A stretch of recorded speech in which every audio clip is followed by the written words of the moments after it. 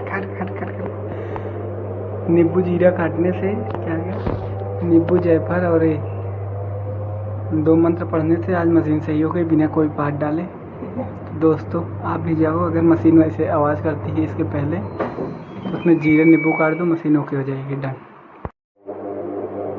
बिना किसी भी किसी सामान की मशीनें चल रही है। जादू करा था।